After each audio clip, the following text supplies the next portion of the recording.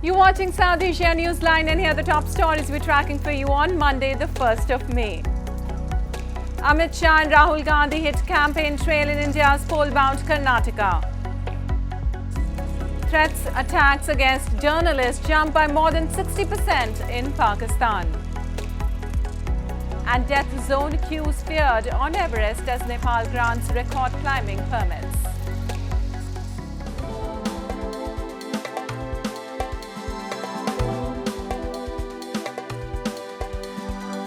And now for all the details. As poll fever grips India's southern Karnataka state, ruling BJP President JP Nadda released the party's poll manifesto on Monday. The vision document includes the implementation of Uniform Civil Code in Karnataka and also promises freebies, including milk and cooking gas cylinders. India's Home Minister and senior BJP leader Amit Shah also held a series of grand road shows in Karnataka on Monday, while thousands of supporters gathered, swaying the BJP flags. आने वाले चुनाव में अगर आप नागेश जी को vote देकर यहां से विधायक बनाते हो तो 2024 में मोदी जी का प्रधानमंत्री बनना तय। Meanwhile, opposition Congress leader Rahul Gandhi also held a public gathering in Tumakuru district.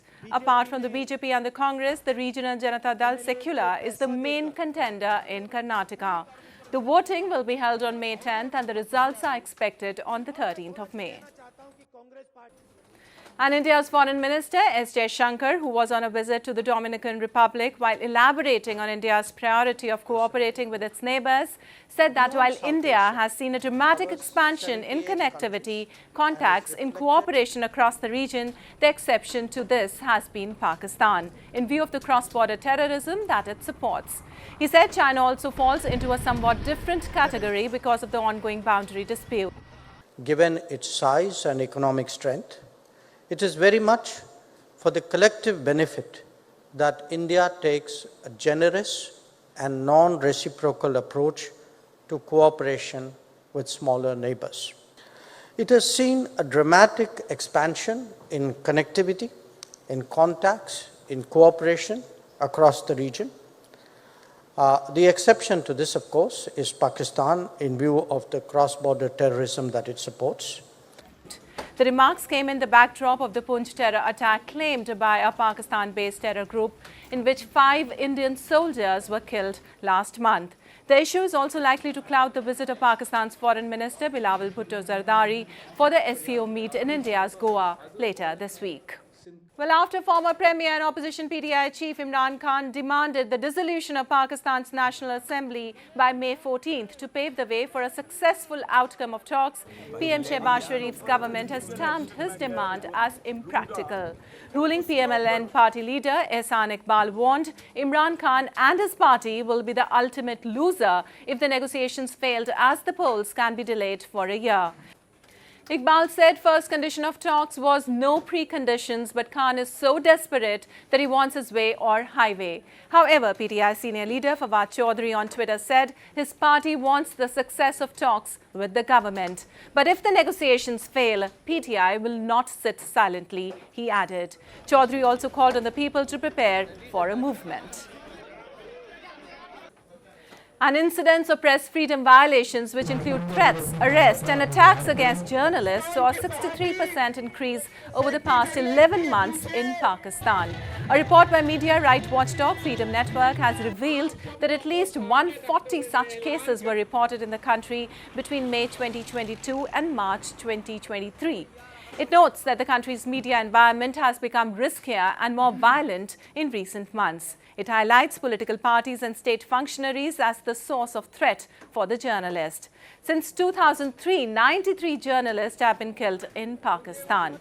Earlier, the Reporters Without Borders, while highlighting killing of Arshad Sharif under mysterious circumstances in Kenya, had stated that Pakistani journalists and dissidents are not safe from threats even outside the country.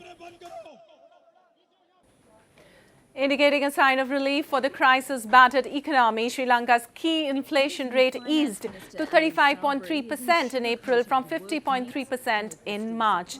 The Census and Statistics Department in a statement said the Colombo Consumer Price Index reflected a reduction in food inflation to 30.6% in April from 47.6% in March, while non-food inflation reached 37.6%. Sri Lanka has been struggling with soaring prices for more than a year. The inflation rate was blunted by a reduction in fuel prices, lower demand and easing global commodity prices. Experts project inflation to decline to about 14 to 15% by June.